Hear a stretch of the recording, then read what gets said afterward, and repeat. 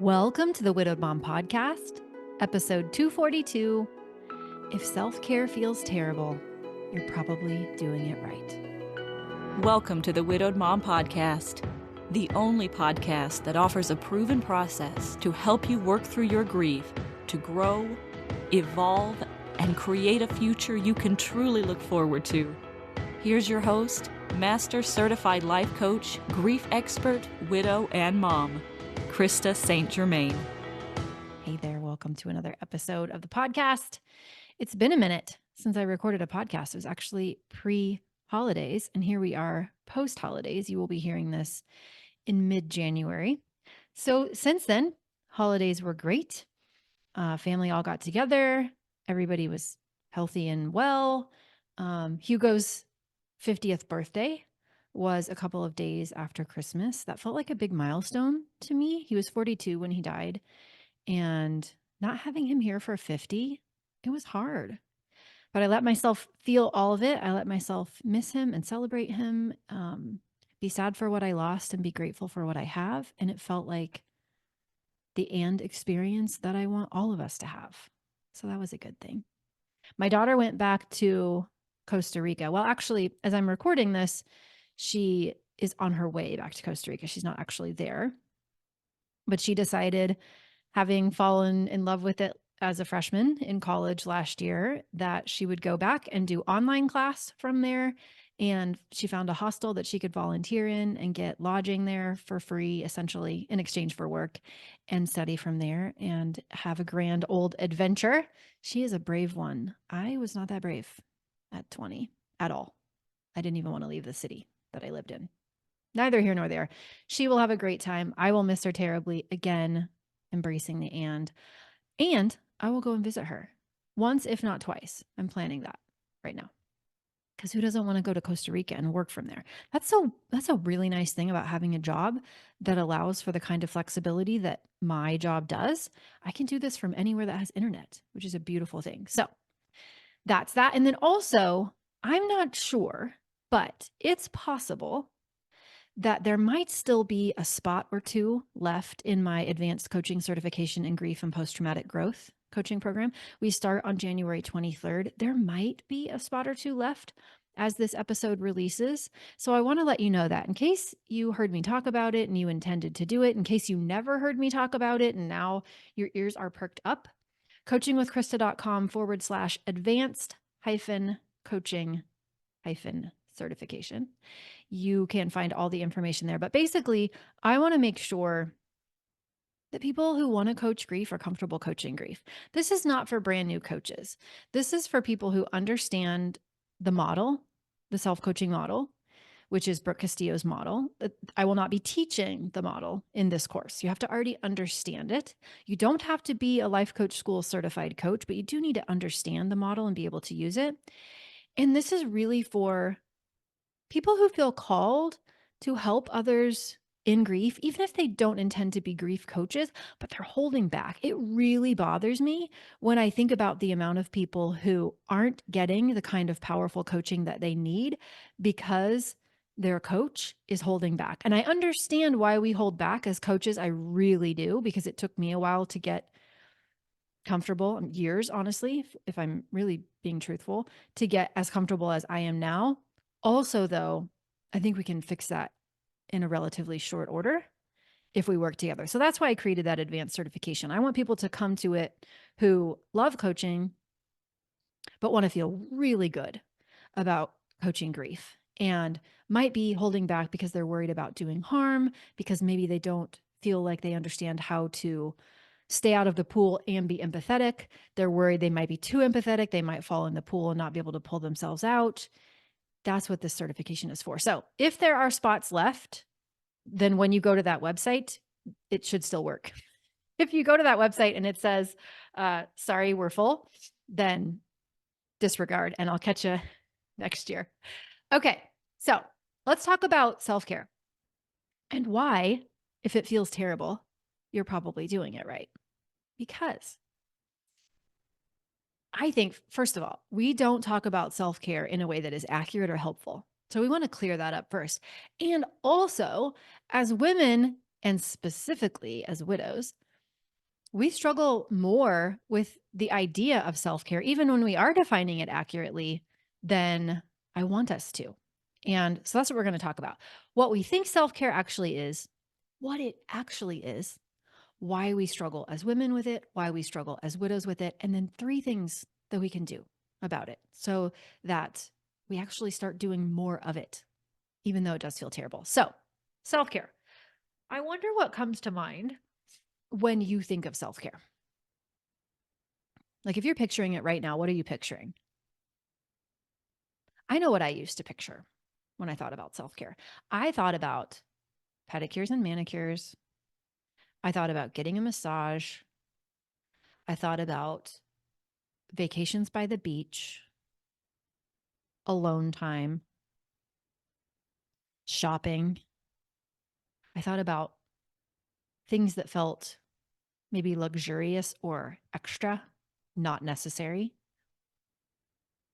And also in my mind, all of those things didn't feel like needs, they felt like wants,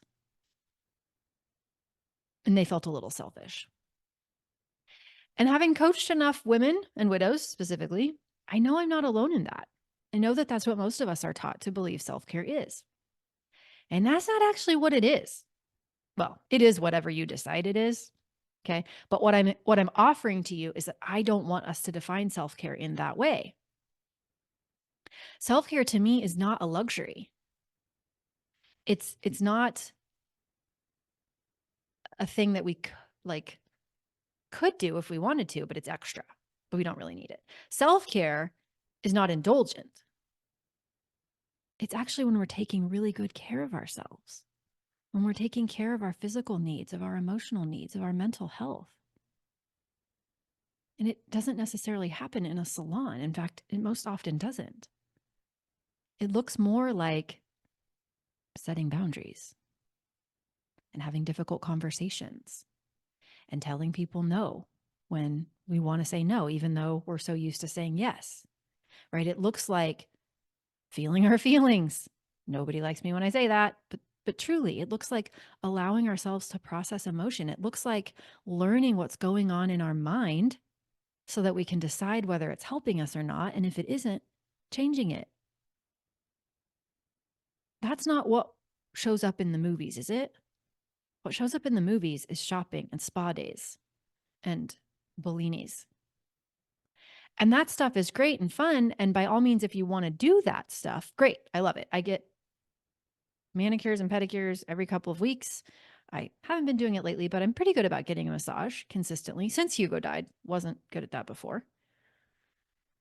So I'm not saying those things are bad. I'm just saying true self-care means taking care of yourself, your physical needs, your emotional needs, your mental health, your well-being, your wellness. That is not a luxury. That is not indulgent.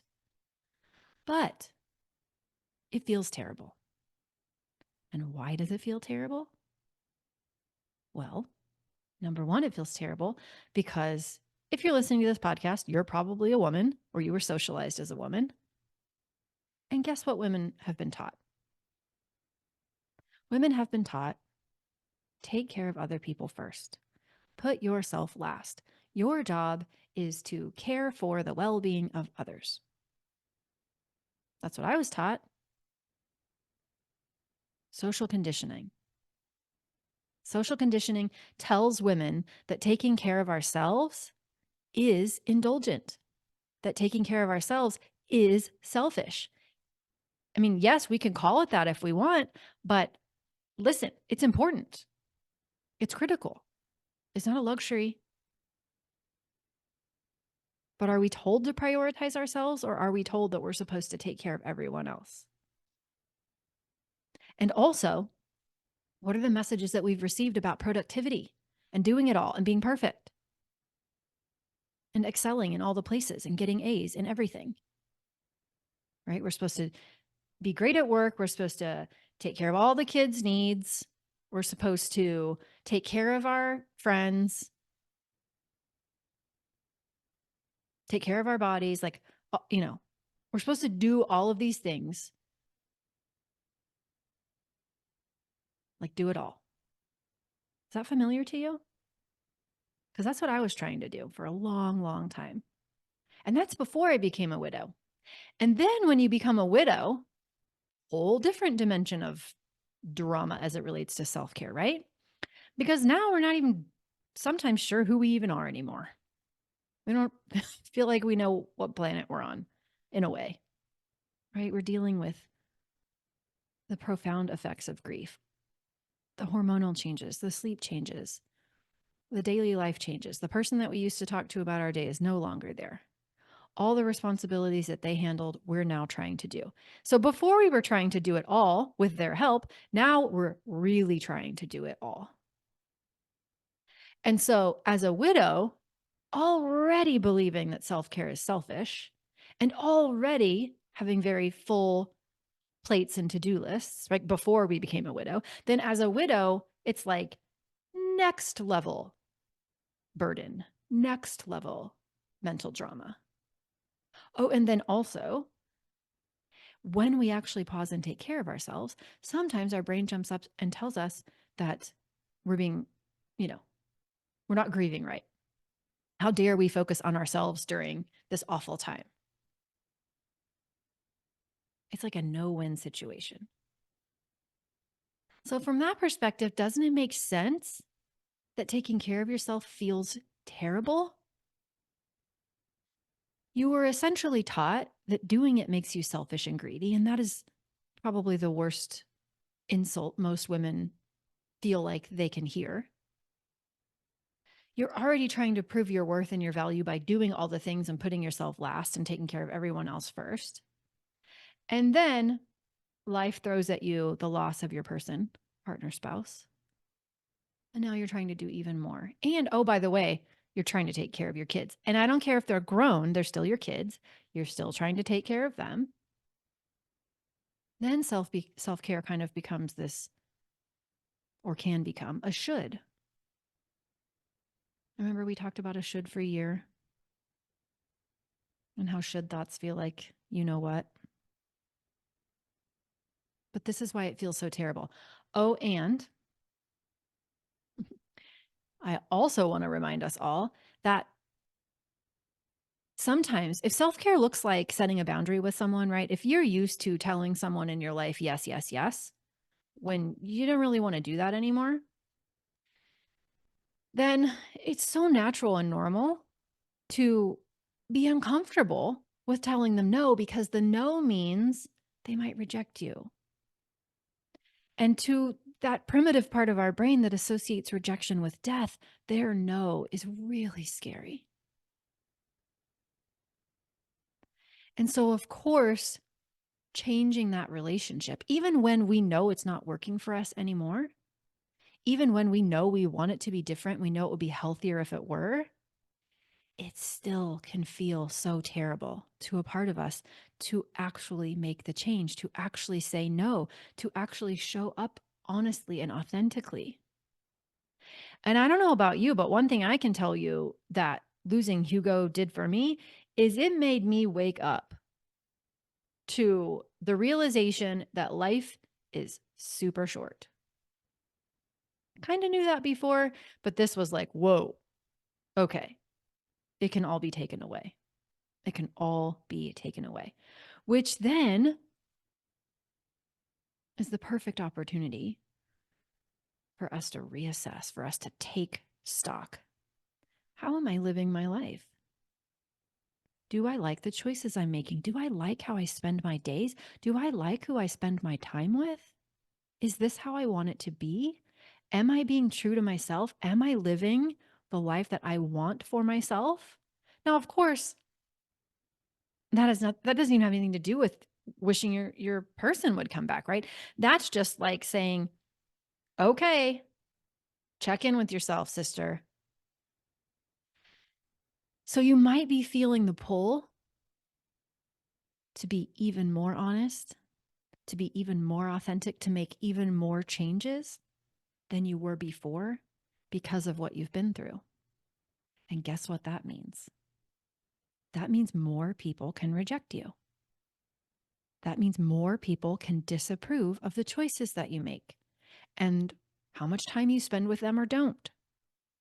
And if those things are all self-care and those things are all unfamiliar, A, because you're a woman and that's what you were taught, B, because you've been living that way forever, C, because now your person isn't here anymore, and D, because you have that primitive part of your brain that associates rejection with death, doesn't it make sense that self-care would feel terrible? Yes, it does. So the reason I say this is not because I want to depress you or give you something else to worry about. It's because I want to normalize that when you take care of yourself, if it's not something you've been practicing for a long time, it probably will feel terrible. And that doesn't mean you should stop. That means you should go. That is not a red light. That is a green light. Let it feel uncomfortable because it makes sense why it does. Let it feel terrible and figure out how to do it anyway. Are you with me? I want to normalize this. If your brain jumps up and says, "Ooh, you're being selfish," when you go to take care of yourself, good sign. That's a good sign. If this is unfamiliar for you, that's okay. Let your brain say that. Notice that your brain says that. And you can note that that thought showed up. You can note the social conditioning opinion that just appeared in your brain and say, "No, thank you. No, thank you. This is self-care and I'm figuring it out. This is self-care. It's okay if it feels terrible." Because at some point, once you've allowed it to feel terrible and you've done it anyway, you will get better at it. You will feel more comfortable with it. It will not feel so awful anymore as often. It will get easier because you will have practiced it. But in the beginning, it feels terrible. So I want to leave you with 3 things, 3 little strategies that you can do to help yourself improve your own sense of self-care, your own self-care practice. So number 1, define it accurately. Redefine it for yourself. Okay. If you've been thinking about it like I used to think about it, that it was pampering, that it was luxury, that it was indulgent, redefine it. Get real clear that taking care of our physical needs, our emotional needs, our mental health is not luxury. It's not indulgent. It's self-care. It's a necessity. Our quality of life depends on it, and we are worth it. Even more so when we have gone through a significant loss, even more so do we deserve more care and more love and more gentleness. Please, please see self-care as something that is a sign of strength and not a sign of weakness, something that is a worthwhile expenditure of your time. It's an investment that is valuable and that you are worth. So the first thing I want you to hear, redefine it, get real clear on it.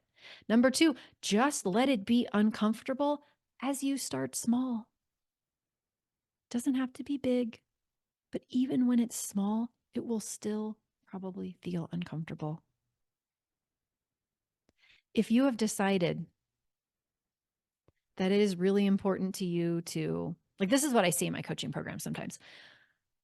You know, we're so used to carving out time for our own wellness that the mere idea, it's hard to stand.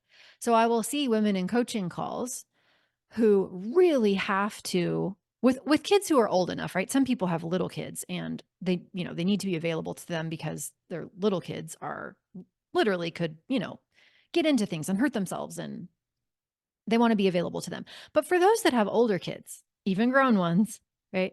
To turn off their phone, to not pay attention to the notifications, to not be at their beck and call because they always have been, can be uncomfortable. We could potentially, right, start small. This is what I want you to consider doing. Start small. Are you at the gym? Have you made time to work out and you go to the gym? This is what I used to do. But you can't separate yourself from your phone. You literally can't mentally check out because heaven forbid your child might need you, even though you know they're fine. Could you practice for 15 minutes silencing your notifications and let it just be uncomfortable as you do that? Could you put a sign on your office door that says, "Do not interrupt unless there's blood involved," for 15 minutes? and let that be uncomfortable. And listen, if this sounds basic to you, awesome. What is the next small step that does make you feel uncomfortable that would lead to better self-care? It's a spectrum, right? It's not independent actions. It's different for everyone. So find where you are on that spectrum, but let it be uncomfortable, and it doesn't have to be big. It can be simple. Okay? Number 3, seek support. And support can come from a variety of places. Support can come from friends. Support can come from a support group. It can come from professional or licensed help or therapy. It can come from coaching, obviously, right? But seek support and remind yourself that the mere act of reaching out for support is an act of self-care. This is not the time to tell yourself that going it alone makes you somehow stronger, or that asking for support makes you somehow weaker. That's not going to help you. That's not self-care. But also, if you've never reached out before for help, or you've never allowed people to help you, it makes sense that it would feel terrible or at least uncomfortable when you do. Again, let it feel terrible. Let it feel uncomfortable, because you're probably doing it right if it does. That's what I want you to hear. All right. Define it accurately. Redefine it if you need to. Let yourself be uncomfortable. Start small. And number 3, seek support, right? Find the support. We have to be our own advocates and find the right support for us. Some of you are going to love therapy. Some of you are going to love grief groups. Some of you are going to love grief share. Some of you are going to hate all of those things. Right? It's not about a particular thing. Coaching, right? Some of you are obsessed with coaching. You're my clients. You're my people. Some of you aren't. That's okay. It doesn't matter. But what does matter is that we find what works for us, and we keep advocating for ourselves until we find it.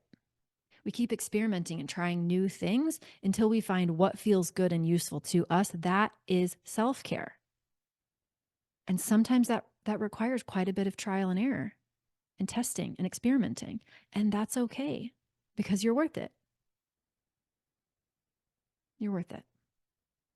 All right. I will leave you with this. If self-care feels terrible, it's probably a sign you're doing it right. Self-care is not a luxury. It is not indulgent. It is not about spas and pampering, although by all means, do all the pampering if you want. It is not a should. It's not something you're supposed to do or have to do. It is physical well-being, mental well-being, emotional well-being. And you're worth that. Of course, if it feels good to you, come on into Mom Goes On. It's kind of what we're all about, right? Figuring out how to help you love life again.